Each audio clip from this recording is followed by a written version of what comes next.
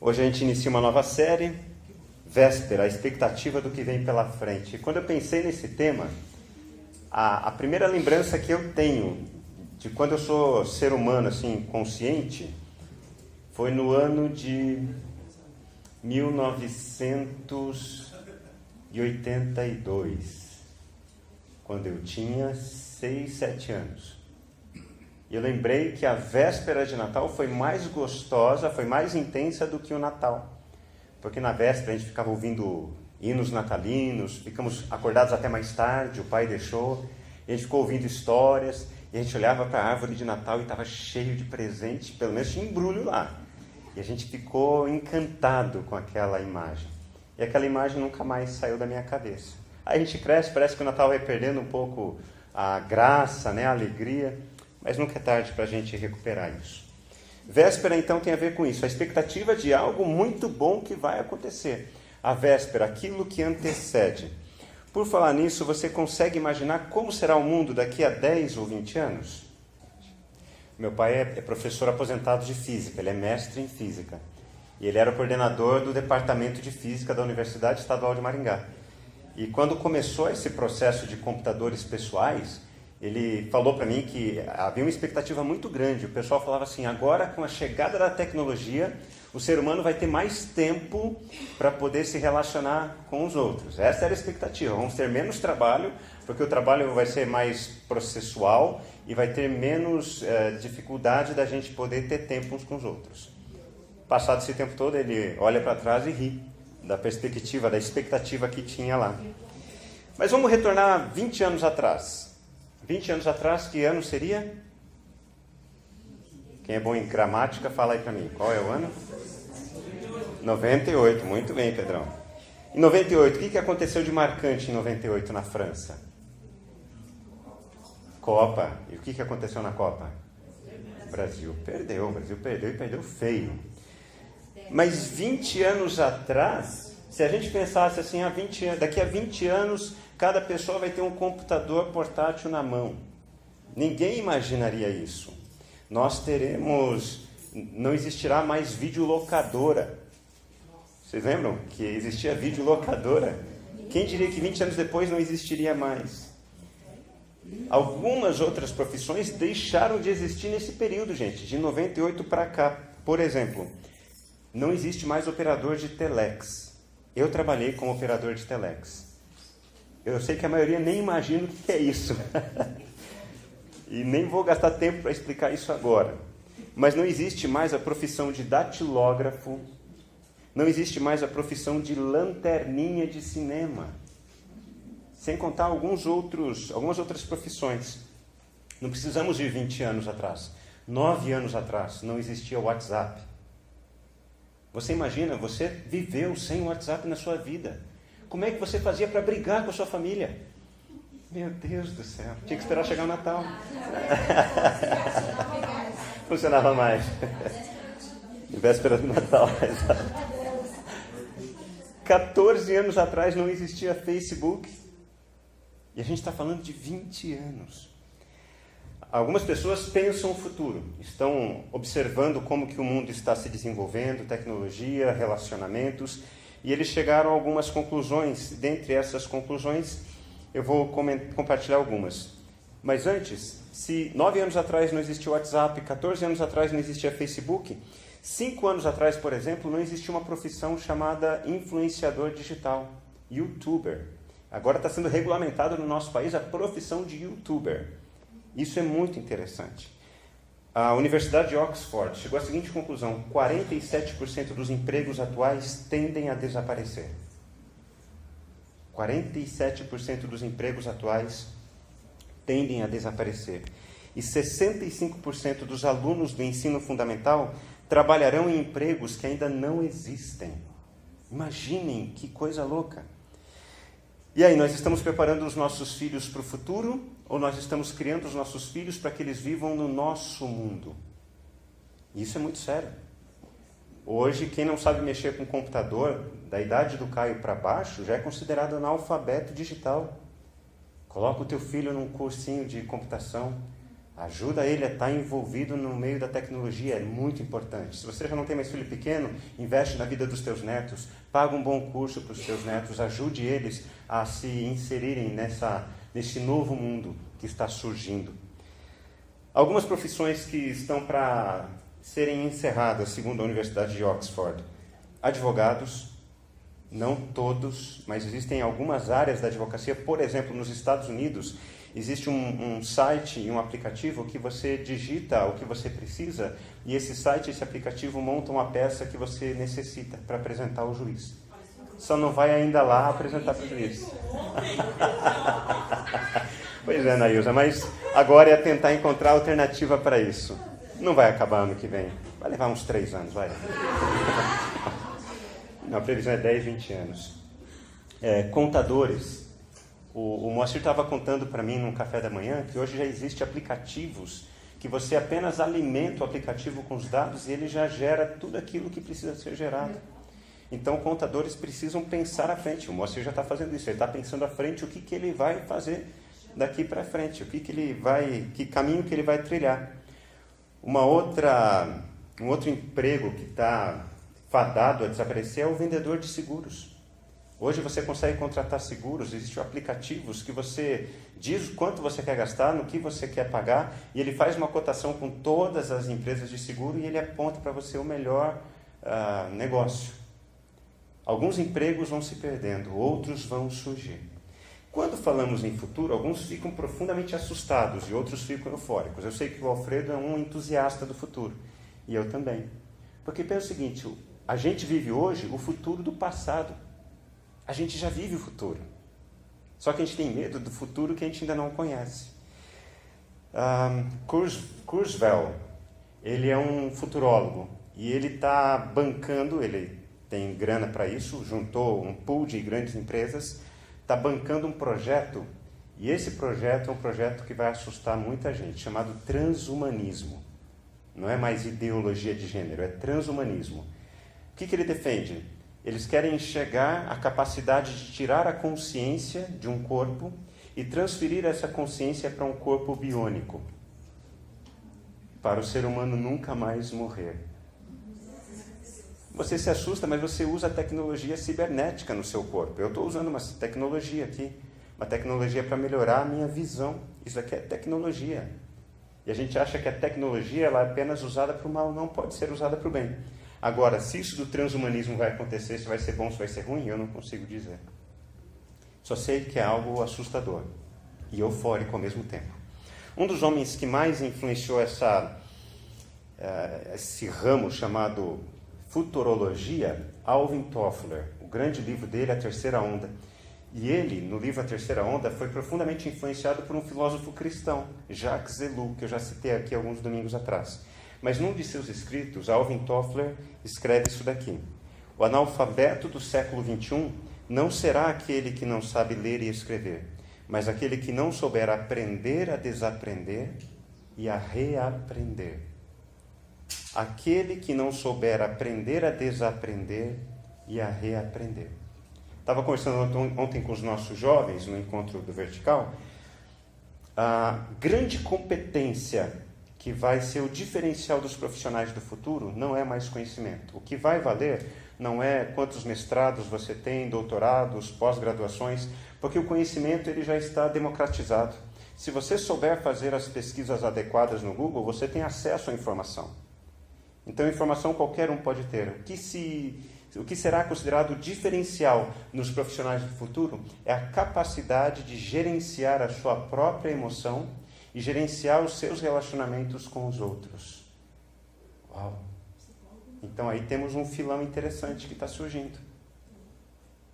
Coaching é uma área que está crescendo e vai continuar crescendo. Psicólogos comportamentais que vão procurar tratar exatamente o comportamento humano. E de que forma você pode aproveitar isso para o seu enriquecimento, para você se desenvolver, para você ter um futuro diferente. Isso é muito importante. Trabalhos de processos estão acabando. O que vai ser enfatizado agora são processos relacionais. Que tipo de serviço nós podemos oferecer uns aos outros? Véspera é essa expectativa. Será que vai ser bom? Será que vai ser ruim? Véspera é aquilo quando a gente olha para o hoje e fica ansioso com o que acontecerá amanhã. Porque a partir de hoje eu não tenho todos os dados possíveis, eu não tenho todos os elementos, mas me parece que acontecerá algo. E eu quero convidar você a abrir a sua Bíblia no Evangelho de Lucas, capítulo 1, versículos 26 a 37. O primeiro episódio da série hoje é Impossível. Lucas, capítulo 1, versículos 26 a 37. Então, você que encontrou já, deixa a sua Bíblia aberta, o seu aplicativo aberto. Eu só vou compartilhar com vocês o contexto histórico, porque é muito importante, antes da gente ler o texto bíblico, entender qual era o momento em que o Espírito inspirou as pessoas a descreverem um evento no qual perceberam a ação de Deus. Então, nesse contexto histórico, ele vem de uma expectativa messiânica. Eles estavam aguardando a vinda de um Messias. Os judeus, eles pensavam o mundo da seguinte forma: existe um mundo chamado Era Presente, ou Ha-Olam Hazé, e a Era Vindoura, Ha-Olam Rabá. É como se fosse assim, o presente e o futuro. Eles entendiam que o mundo funcionaria dessa forma. O mundo estaria se desenvolvendo até chegar a um momento de clímax na história, e esse momento de clímax seria marcado pela vinda de um homem muito especial, um homem que carregaria em si o Espírito Divino para promover uma mudança completa em todo o mundo. E ele era chamado Messias, que em hebraico significa um ungido. Então ele seria rei, seria sacerdote, seria profeta ao mesmo tempo. Como rei, reinaria em todo o mundo, estabelecendo o reino de Deus. E um reino de Deus que seria superior, inclusive, ao reino de Israel. É um reino que abrangeria todos os reinos. E ele também seria um sacerdote, conduzindo as pessoas numa relação diferente com Deus. O que aconteceu? Após o exílio babilônico, além dessa compreensão de que o Messias era um rei, era um sacerdote, o Messias também seria uma espécie de libertador. Porque se ele vem para inaugurar um novo momento na história, ele vem para libertar Israel da opressão. Porque depois do exílio babilônico, Israel sofreu a influência persa, o Império Persa dominava Israel por um tempo, depois o domínio grego e, na época da escrita de Lucas, a dominação romana. Diante de séculos de dominação estrangeira, havia essa expectativa à flor da pele: algo está para acontecer, é impossível. Já são 4 impérios que estão nos dominando, mas nós temos uma promessa de que surgiria um libertador. Eu não sei quantos de vocês sabiam ou não, antes de Jesus, na época de Jesus e depois de Jesus, surgiram vários homens dizendo ser o Messias. Menahem foi um deles. Ele pegou em armas e foi batalhar contra Roma para libertar Israel. Ele achava que era um desses homens. Outros homens que passaram pela história de Israel se identificavam como a figura do Messias. Mas qual foi a diferença? Eles morreram. E depois de morrerem, os seus discípulos se dispersaram. Então, com toda essa expectativa, os judeus estavam no aguardo dessa figura, do Messias que haveria de surgir. O problema dos judeus foi que eles confundiram a imagem do Messias apenas como um libertador político, como um libertador militar, e não como alguém que viria para destruir o mal em nosso mundo. E talvez esse seja o engano de muitos de nós, nos dias de hoje. Achamos que Jesus foi apenas um homem bom, apenas uma figura interessante, mas não o próprio Deus encarnado, para acabar com o mal em nosso mundo. Com todo esse contexto, vamos ler então o texto de Lucas, capítulo 1, versículos 26 a 37. No 6º mês da gestação de Isabel, Deus enviou o anjo Gabriel a Nazaré, uma cidade da Galileia, a uma virgem de nome Maria. Ela estava prometida em casamento a um homem chamado José, descendente do rei Davi. Gabriel apareceu a ela e lhe disse: "Alegre-se, mulher favorecida, o Senhor está com você." Maria ficou perturbada com essas palavras, pensando no que poderia significar esta saudação. "Não tenha medo, Maria", disse o anjo, "pois você encontrou favor diante de Deus. Ficará grávida e dará à luz um filho, e o chamará Jesus. E ele será grande, e será chamado Filho do Altíssimo. O Senhor Deus lhe dará o trono de seu antepassado Davi. e ele reinará sobre Israel para sempre. O seu reino jamais terá fim. Maria perguntou ao anjo: como isso acontecerá? Eu sou virgem. O anjo respondeu: o Espírito Santo virá sobre você. O poder do Altíssimo a cobrirá com a sua sombra. Portanto, o bebê que vai nascer será santo e será chamado Filho de Deus. Além disso, sua parenta, Isabel, ficou grávida em idade avançada. As pessoas diziam que ela era estéril, mas ela concebeu um filho e está no 6º mês de gestação, pois nada é impossível para Deus. Você consegue imaginar como será o nosso mundo daqui a 10 ou 20 anos? Quando a gente é criança, a gente fica ansioso pela véspera, né? Aquilo que antecede um momento muito bom. Véspera é essa expectativa, a expectativa do que vem pela frente. O povo de Deus, ou os judeus, eles tinham uma expectativa messiânica, um Messias religioso, político e militar. Diante disso tudo, você consegue imaginar como será a sua vida nos próximos 20 anos? Não mais o mundo, como será a sua vida? Vou mudar a pergunta. Se eu conseguisse voltar 20 anos atrás e fazer essa mesma pergunta para você, você imagina como será a sua vida daqui a 20 anos? Na véspera desses 20 anos, as respostas que você daria se concretizariam? São aquilo que aconteceu?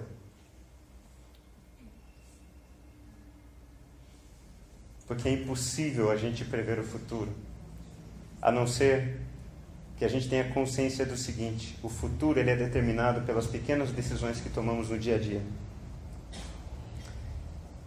A gente não consegue imaginar o que tem pela frente. A gente só consegue vislumbrar aquilo que é muito próximo. O que vai ser da nossa vida daqui a 20 anos? Onde eu vou estar? Com quem eu vou estar me relacionando? O que eu vou estar fazendo? E futuro tem a ver com isso, com expectativa, com o nascimento de algo novo. O que está para nascer na sua vida? Quais são os nascimentos que Deus está planejando para a sua história? Qual é o lugar para onde Deus vai dirigir a sua vida? Quais são as pessoas que você hoje não se relaciona, você não conhece, você não tem amizade, e Deus vai trazer essas pessoas para fazerem parte da sua vida, para impactarem positivamente? Quais são as pessoas às quais Deus vai direcionar você, para você fazer parte da vida delas, para que elas sejam abençoadas? Quais são os conhecimentos que você vai adquirir? Quais são as novas profissões que você vai assumir? Deus tem isso reservado. Futuro fala disso, daquilo que ainda não nasceu. E incerteza talvez seja o melhor nome para futuro, porque já que é algo que ainda não está definido, mas é algo que está sendo construído, a gente então é tomado por essa incapacidade. E se eu não passar no concurso? E se eu não encontrar alguém que me ame? E se eu não conseguir ser mãe desse bebê que está no meu ventre? A gente fica diante dessas impossibilidades de saber o que será do futuro. A gente fica frustrado, a gente se sente incapaz, porque a gente fica com medo. Você não conhece essas duas mulheres, mas elas são parentes. Uma tem por volta de 16, 17 anos, a outra tem um pouquinho a mais de idade. Miriam era uma adolescente de 16, 17 anos.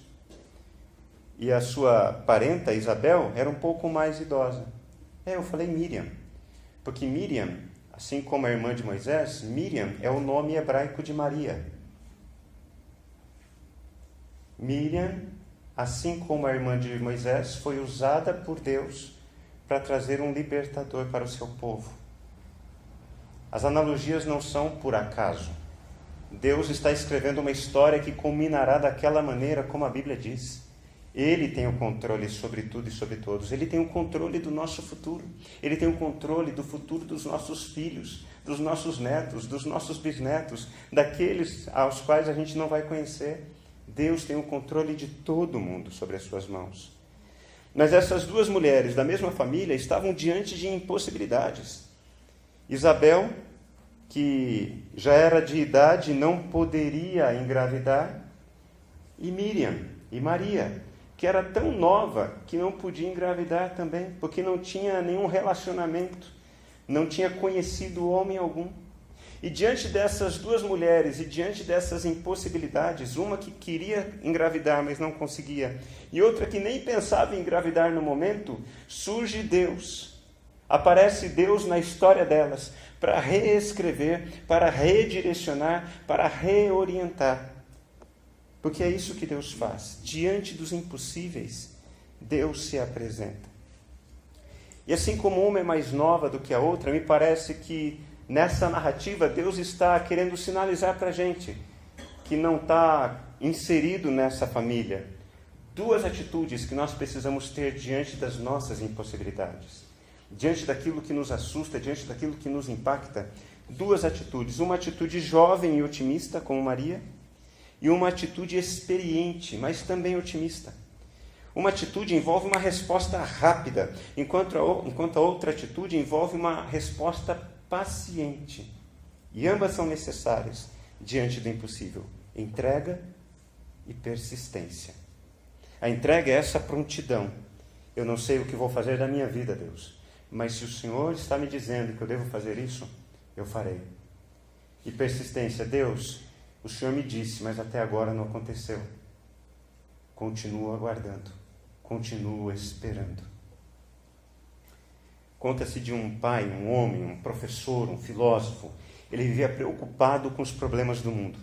E ele tentava encontrar algum jeito de resolver os problemas do mundo. E ele passava dias no seu escritório em busca de respostas para esse seu questionamento. Certo dia, o seu filhinho de 7 anos invadiu o seu santuário para ajudá-lo no trabalho. Aí o homem ficou nervoso pela interrupção, tentou fazer com que o filho fosse brincar em outro lugar, mas o filhinho queria, porque queria ajudar o pai. Então o pai começa a mexer nos seus papéis, nos seus materiais, e ele encontra então uma revista com a imagem do globo terrestre. Ele rasga aquela revista, pega uma tesoura, começa a recortar, pega um pouquinho de fita adesiva, entrega para o filho e diz: filho, está aqui. Você sabe que eu estou tentando resolver o mundo? Resolva o mundo então você. Pega aqui essa imagem desse mundo e descubra como se fosse um quebra-cabeça. E ele imaginou que o menino ia passar alguns dias, talvez até semanas, para tentar resolver aquele quebra-cabeça. E ele mergulha no seu trabalho, tentando de novo resolver o mundo. Passado alguns minutos, não mais do que uma meia hora, o filho interrompe novamente o pai e diz: pai, eu consegui, consertei o mundo. E o pai, quando ouve a voz do filho, sabe aquele misto de alegria, que bom que é meu filho, mas que pena que está sendo agora. Acho que aconteceu com vocês também. Não é só comigo que aconteceu. Ele levanta os olhos, pensando que vai enxergar um trabalho de uma criança de 7 anos. E quando o filho mostra, a imagem está perfeita. O filho resolveu o quebra-cabeça do mundo. E o pai, então, inquieto, fala assim: filho, você não conhecia essa imagem, você nunca tinha visto essa imagem. Como que você fez para consertar o mundo? E o filhinho explicou então para o pai: pai, eu realmente nunca tinha visto a imagem do mundo. Eu comecei a tentar montar aqui o quebra-cabeça que o senhor fez da imagem do mundo, mas como eu não conseguia, eu fiquei um pouco preocupado. Mas eu percebi que algumas imagens estavam viradas com o verso. E aí quando eu comecei a virar todas as imagens, tinha uma imagem que eu conhecia. Então eu comecei a montar pela imagem que eu conhecia. E quando o pai vira a folha, era a imagem de um ser humano. Porque para consertar o mundo, só consertando o ser humano. E é disso que fala as nossas impossibilidades. Alguém pode ler os versículos 26 a 30, por favor?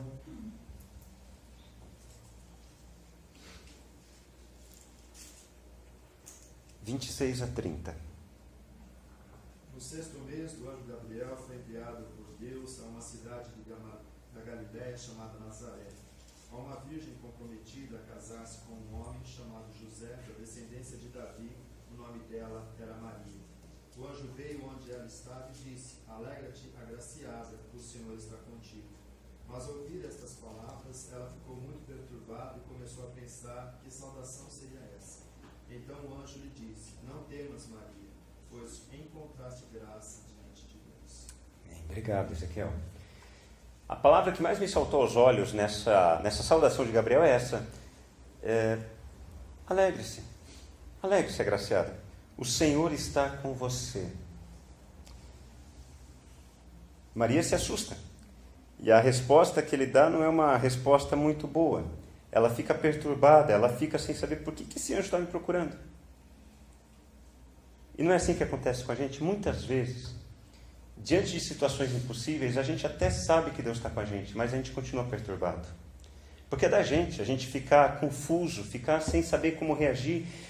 E talvez a coisa que mais passa pela nossa cabeça é: se Deus está comigo e Deus está cuidando de mim, por que é que Ele não me livrou dessa situação difícil? E a resposta do anjo é muito determinante para isso. Alegre-se, o Senhor está com você. Deus não existe para nos livrar das situações de impossibilidades. Deus está conosco em meio às nossas situações de impossibilidades. Ele não impede que a gente sofra, mas Ele está com a gente em meio ao nosso sofrimento. Isso revela muito do quanto nós, como pais e mães, às vezes falhamos com os nossos filhos, porque nós queremos evitar que eles sofram, sendo que o que deveríamos fazer é permitir o sofrimento deles e, mais ainda, estar ao lado deles em meio ao sofrimento deles, para dizer: filho, eu não sei como resolver isso, mas eu estou do teu lado.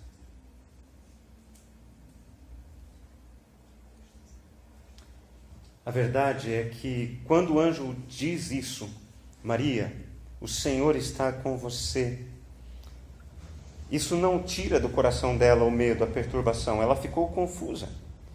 Por isso o anjo diz logo em seguida: não tenha medo, Maria. Eu sei que para você tudo isso é assustador, é diferente. Um ser de uma outra dimensão vindo aqui falar com você.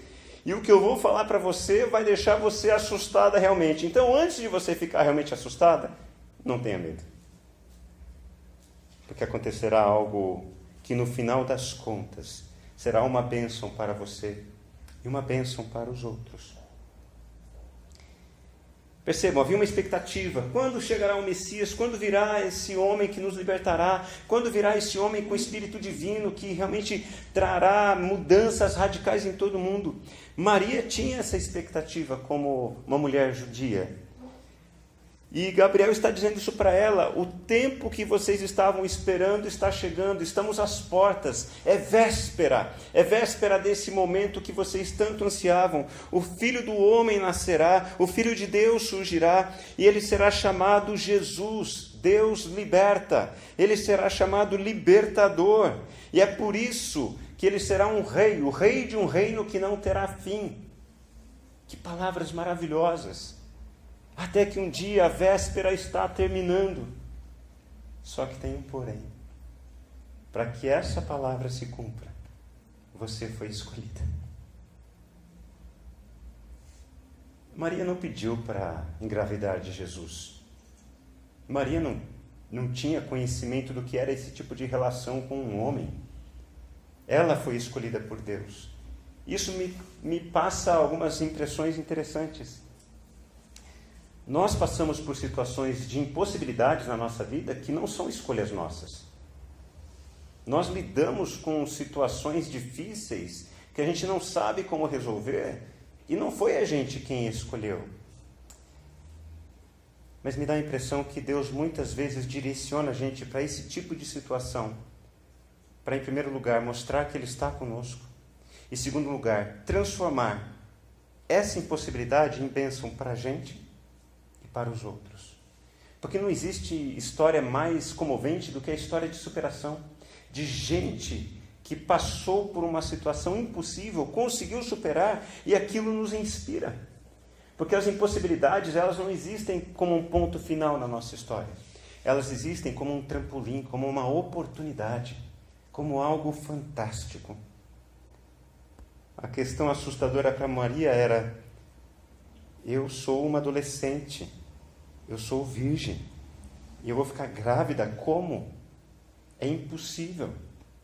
É impossível fazer parte disso que Deus está dizendo que eu vou fazer parte. Eu nem sei como é que faz isso. Eu não consigo. E como existe essa tensão entre o que a gente está esperando e o que precisa ser feito. O coração de Maria ansiava pela vinda de um Messias. Mas para que o Messias pudesse vir, ela precisava fazer a parte dela. Quais são as expectativas que estão nascendo, brotando no seu coração? Nossa, ano que vem vai ser diferente, ano que vem eu vou fazer algumas coisas diferentes na minha vida.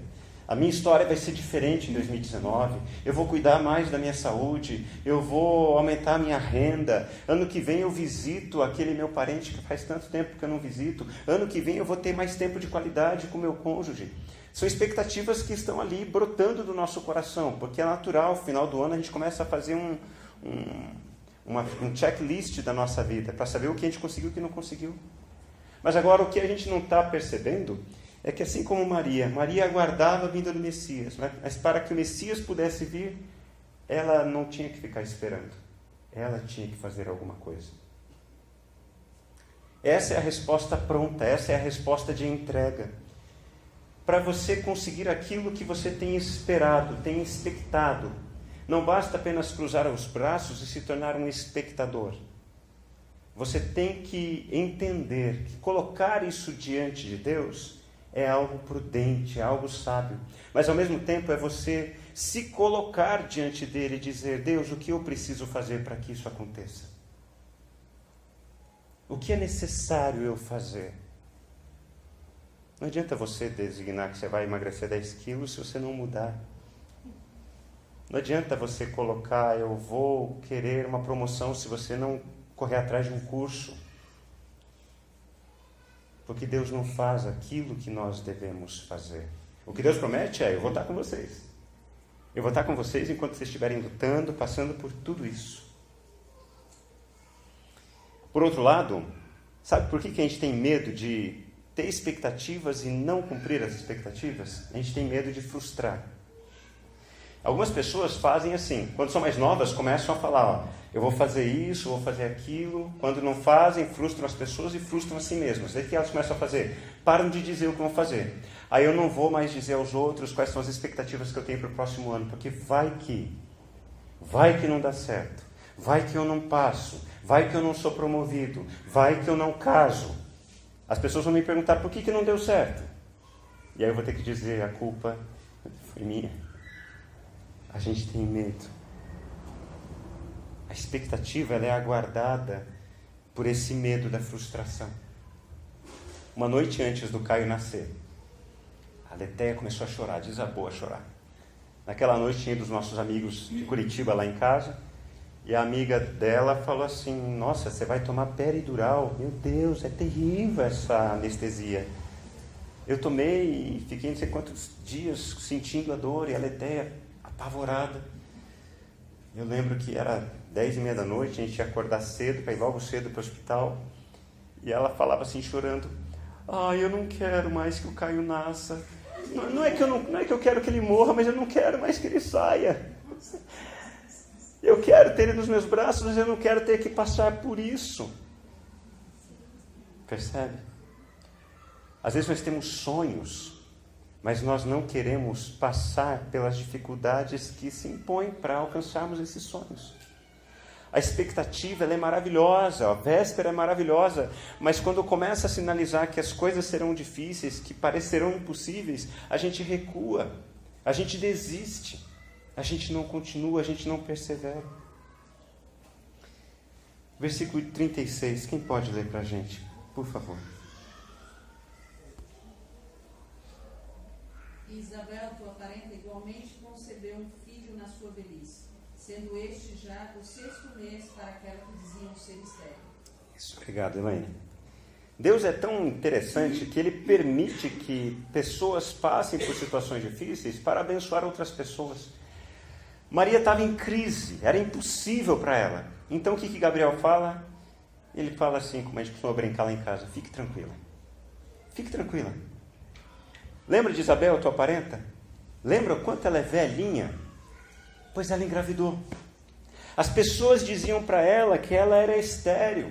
As pessoas julgavam ela, diziam que ela era incapaz. Mas depois de velha, depois de idosa, ela engravidou. E ela conseguiu algo que era impossível. Já está no 6º mês. Ela está às vésperas de ganhar o seu bebê.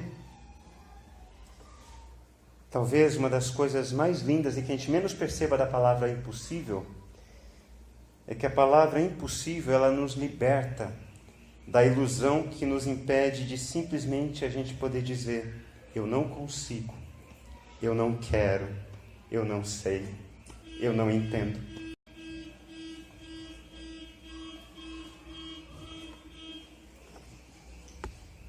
Imagine o coração de Isabel, durante todo esse tempo, tendo que encarar o impossível. Você sabe o que é isso? Você sabe quando você está na expectativa de algo para acontecer, você está tentando fazer as coisas, mas parece que é impossível, não vai conseguir concluir. Você percebe os comentários de canto de boca das pessoas, você percebe o olhar enviesado. Aquilo tem a capacidade de deixar qualquer um desestruturado, mas Isabel não. Isabel, ano após ano, mês após mês, ela continuou firme. Eu creio que Deus me dará um filho. Eu creio que Deus está comigo. Eu creio que Deus está cuidando de mim. E essa é a segunda resposta. Se a primeira resposta que Deus espera de nós é uma entrega pronta, uma entrega rápida, eu acredito, vou, Senhor. Faça aquilo que deva fazer e me dê a força para fazer aquilo que eu preciso fazer. Deus também espera de nós essa paciência, essa persistência, essa espera paciente. Ainda não aconteceu, há de acontecer. Deus está comigo. Então, de um lado, uma adolescente como Maria, do outro, uma senhora como Isabel. E as duas só conseguiram reagir dessa maneira, cada um a seu estilo, porque elas perceberam algo que o anjo diz no final do texto, versículo 37. Quem pode ler para a gente? Porque para Deus nada é impossível. Porque para Deus nada é impossível, porque para Deus nada será impossível. E, gente, no grego, na hora de Lucas escrever, ele não escreveu essa frase, não é dessa maneira. A maneira que ele escreve é uma maneira tão mais intensa e mais rica, eu quero compartilhar com vocês. No grego ele diz assim: Maria, reaja, se entregue, porque Isabel está sendo persistente. Porque lembra que ele falou no início: Maria, o Senhor está com você. E aí ele termina então o versículo 37 dessa forma: pois com Deus nada é impossível. Quando Deus está com a gente, nada é impossível. E não porque a gente é bom, mas porque Ele está com a gente. E aqui cabe algo muito importante para a gente guardar no nosso coração às vésperas de um Natal, às vésperas de um novo ano que se inicia. É sobre o tempo de Deus. O tempo de Deus para Maria foi um tempo diferente do tempo que Ele tinha para Isabel. O tempo de Isabel levou alguns anos a mais. O tempo de Maria levou alguns tempos a menos.